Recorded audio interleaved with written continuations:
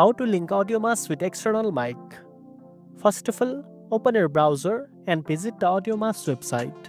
Make sure your external mic is already connected to your computer before you start.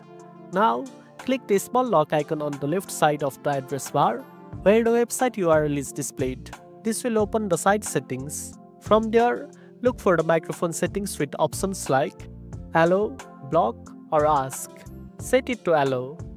After that, under AudioMass, click the red button to start recording. A new window will appear where you can choose your external mic from the devices section.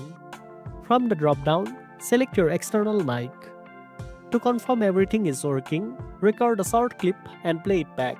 If the audio comes through your external mic clearly, you are all set. If not, check your computer's sound setting to make sure your external mic is selected as the default input device.